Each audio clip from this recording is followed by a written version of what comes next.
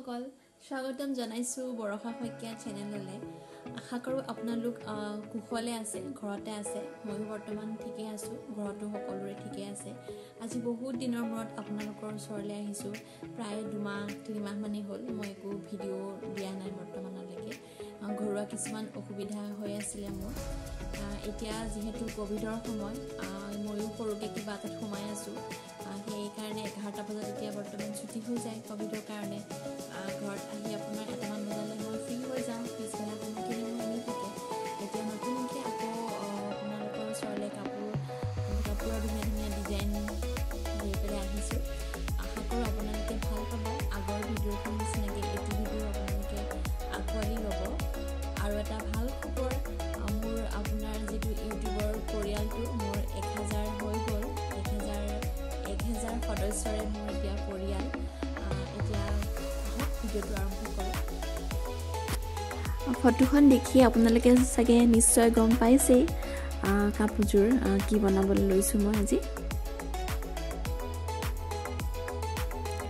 তাৰ কাৰণে আমাক 3টা গুলি 3 ৰঙৰ সূতা লাগিব।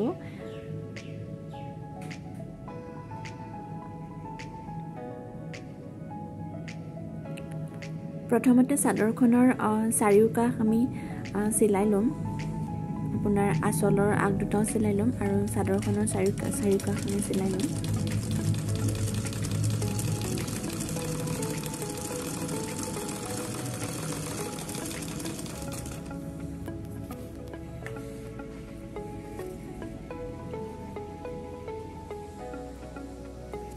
চিলাই লোৱাৰ পাছত আমি আগমূৰত 2টা আঁচলৰ আগত আমি দহিবটি দহিবটি দিম। এইটো আঁচলটো যেনেকৈ হালধীয়া, সেউজীয়া, নীলা ফুল আছে তেনেকৈ আমি সূতাটো যোগাৰ কৰি লৈছোঁৱেই, আপোনালোকে দেখিছে নিশ্চয়। তেনেকৈ আমি এতিয়া আপোনাৰ দহিটো বটি ল'ম। দহি বটাটো এতিয়া নতুনকৈ নেদেখাওঁ, কাৰণ মই আগতে ভিডিঅ' দিয়া আছে কেনেকৈ দহি বটিছোঁ। তো আপোনালোকে আগত গৈ পেলাই চাই ল'ব, নহ'লে মই তলত ডেছক্ৰিপশ্যনত মই দি দিম লিংকটো, তাতো চাব পাৰিব কেনেকৈ দহি বটিছোঁ। তাৰপৰা চাদৰখনটো এখন কাষকেইটা 4টা কাষ চিলোৱা হৈ গৈছে। তাৰপৰা দহিটো বটি কমপ্লিট হৈ গৈছে, দেখিছে ন। হালধীয়া 3টা, নীলা 3টা, সেউজীয়া 3টা, 3 পাহকৈ মই দহিটো বটি দিছোঁ। অকণমান দীঘল দিছোঁ দহিটো এবাৰ।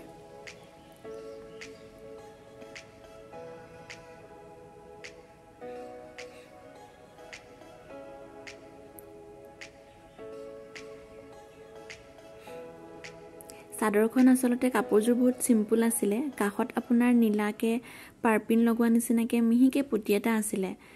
পটিটো মানে আপোনাৰ মই চবকে পিন্ধা দেখোৱেই, কমন হয়। তো মই কি কৰিলোঁ, পটিটো এৰুৱাই পেলাই মই চাৰিওকাষ আপোনাৰ যেনেকৈ চিলাইছোঁ দেখাইছোঁৱেই আপোনাক, চাৰিওকাষ চিলাই দিলোঁ। পটিটো এৰাই পেলালোঁ নীলা।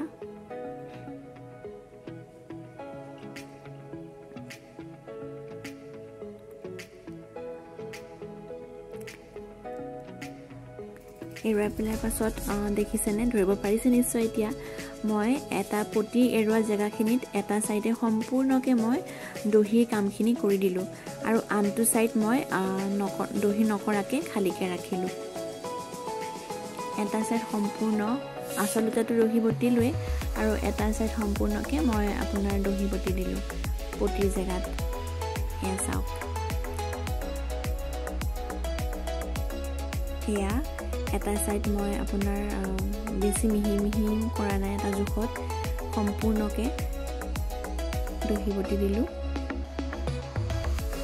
আঁচলৰ দহিটো অকণ ঘন ডাঠ কৰিছোঁ, অকণ দীঘলো কৰিছোঁ।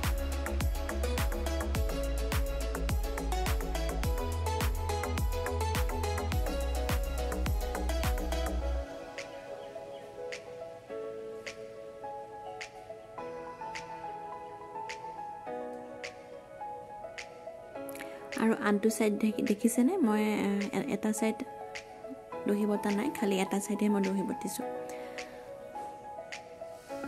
সেইটো দাঙি দেখাই দিছোঁ, নহ'লে আপোনালোকে নেদেখিব যে, মোৰ ৰাখিব দিগদাৰ হয় আপোনাৰ। মই যিহেতু মোবাইলত ভিডিঅ' শ্বুট কৰোঁ।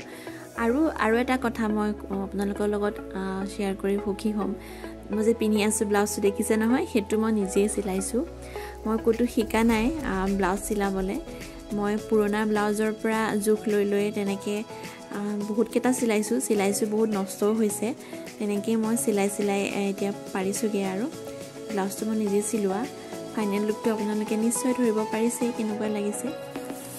তাৰ পাছত দ্বিতীয় কথাটো ক'ম যে কৰোণা মহামাৰী আহি আছে, সেইকাৰণে আমি এতিয়া গৰম পানীৰ সেক ল'ব লাগে। সেইকাৰণে মহানিম পাত আপোনালোকৰ নিশ্চয় গাঁৱত বা থাকেই, মানুহৰ ঘৰত বিচাৰিলে পাবই। অলপ পানীত মহানিমখিনি দি পেলাই উতলাই ল'লোঁ। সুদা গৰম পানী সেক লোৱাতকৈ অলপ মহানিম পাত দি দিব। দি পেলাই উতলি যোৱাৰ পাছত যিটো গৰম ধোঁৱা ওলায়, সেই ধোঁৱাটো আমি ষ্ট্ৰীম ল'ব লাগে। আমি নাকেৰে আপোনাৰ দীঘলকৈ টানি উশাহটো ল'ব লাগে। এইটো আপোনাৰ সকলো ডক্তৰেও কোৱা শুনিছোঁ মাজতে, গাঁৱৰ ডাঙৰ মানুহসকলেও কয় যে আপোনাৰ ল'ব লাগে। তাৰপিছত এখন কাপোৰ বেডশ্বীট ল'লোঁ। আপোনালোকে গৰম হৈ আছে। এতিয়া আমি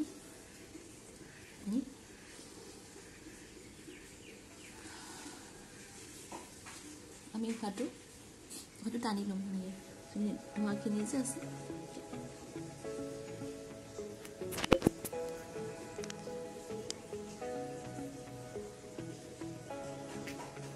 স্কিনটো ল'লে আপোনাৰ স্কিনৰ কাৰণেও ভাল, আৰু আপোনাৰ যিটো এতিয়া কৰোণাৰ যোনটো এতিয়া ছিজন চলি আছে তাৰ কাৰণে বহুত বেছি ভাল।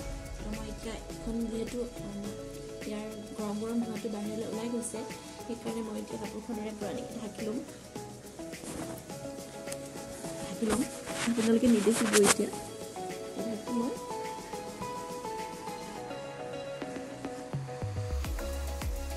10 মিনিটমান সময় ষ্ট্ৰীম ল'ম। আৰু এটা ভাল খবৰ ক'বলৈ পাহৰি গৈছোঁ, মোৰ ইউটিউব ফেমিলি এতিয়া 1000 ছাবস্ক্ৰাইবাৰ কমপ্লিট হৈ গ'ল। এতিয়া আমি 1000 সদস্যৰে মোৰ এইটো নতুন পৰিয়াল। আশা কৰোঁ আগলৈকো এনেকৈ আপোনালোকে মোৰ লগত সঁহাৰি জনাই থাকিব, আশীৰ্বাদ কৰিব।